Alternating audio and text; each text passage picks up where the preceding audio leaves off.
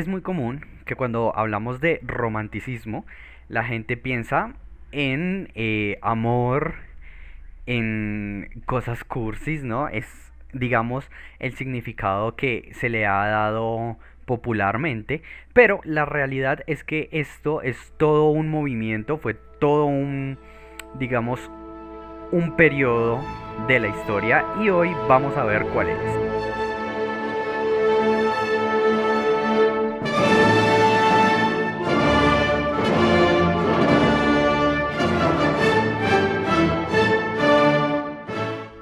El romanticismo fue un movimiento sociocultural que dio sus inicios en Alemania y en el Reino Unido, por allá cerca al 1800 y duraría hasta el 1850. Fue un movimiento de gran importancia principalmente porque fue de los primeros que se logró expandir globalmente. O sea, su impacto fue tan fuerte que logró pasar de continente e inclusive llegar hasta el continente latinoamericano. Para explicar mejor este punto voy a dividirlo en dos subpuntos. Primero, la historia y segundo, los artistas, que fueron los que dieron, los que moldearon todo este movimiento. Entonces, vamos con el primero.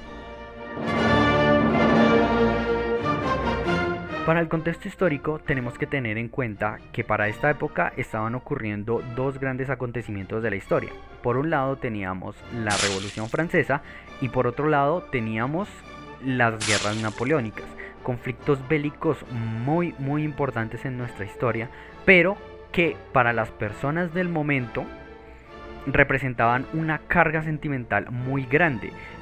Hay que tener en cuenta que pues las guerras dejan secuelas psicológicas muy fuertes a quienes las viven, y todas estas personas, digamos, que reprimían todos estos sentimientos. Hay que recordar que veníamos del neoclasicismo, que se caracterizó por el uso de la razón y de las ideas.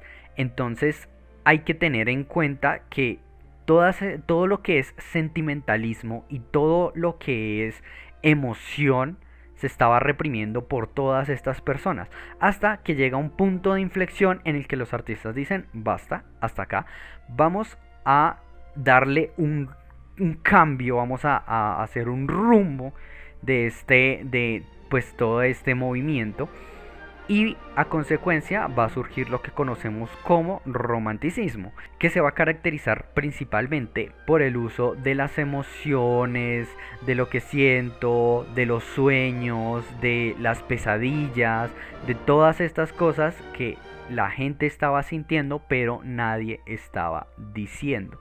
Entonces, esto es lo que va a detonar y va a impulsar con gran fuerza este movimiento.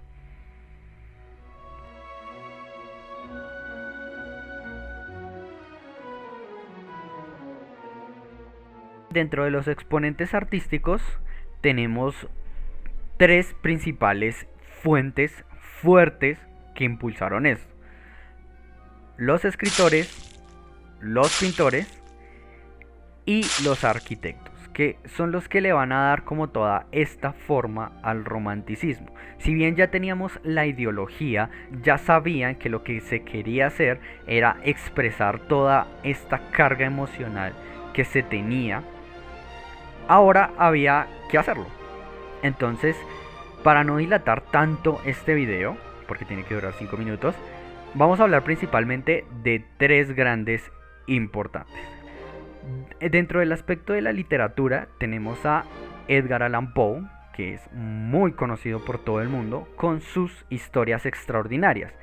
Él tiene una gran cantidad de cuentos y de historias en su haber, pero las historias extraordinarias son las más conocidas por todos. Entonces aquí mucha gente va a decir, pero Edgar Allan Poe no es romántico, no nos habla de amor, sino todo lo contrario.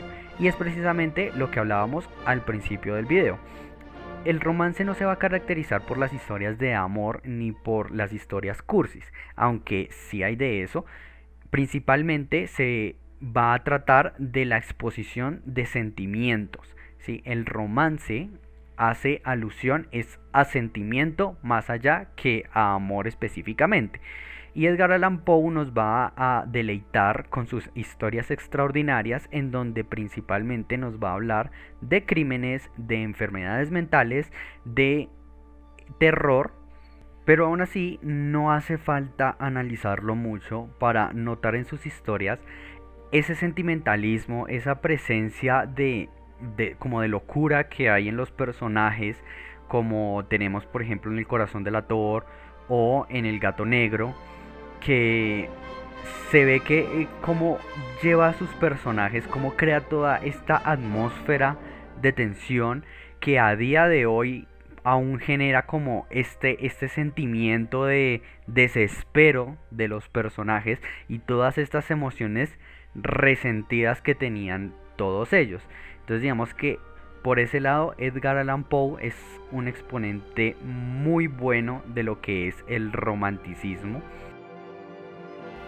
La segunda persona de la que vamos a hablar aquí es de Julián Lombana y elegí a este principalmente por el impacto que tuvo en Colombia principalmente. Hay que tener en cuenta que para el romanticismo se van a traer a colación varios estilos que ya habíamos visto antes, pero se les va a agregar como el toque de ahora. Y estos tres van a ser el arte gótico, la arquitectura gótica, la bizantina y la mudéjar, en donde van a utilizar estas influencias para caracterizar la arquitectura romance. Y hablamos de Julián Lombana porque fue él quien hizo el diseño de la Catedral de Lourdes, que se localiza acá en Bogotá, Colombia. Y principalmente podemos apreciar que goza de estas características en su forma.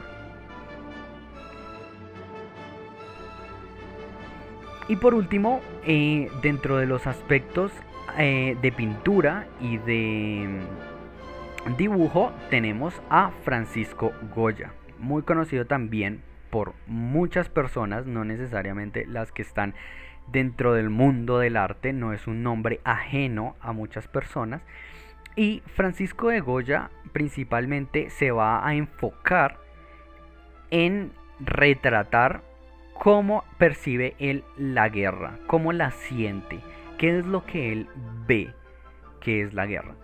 Goya va a comenzar pintando para burgueses, como la mayoría de artistas de la época, pero como veníamos hablando, va a llegar a un punto de inflexión en el que va a decir basta hasta acá, y no va a estar de acuerdo con lo que hacían los burgueses en la época, con cómo se comportaban ellos, y va a mudar su estilo a precisamente esta transmisión de sentimientos, de cómo él ve que están ocurriendo las cosas y cómo él las interioriza.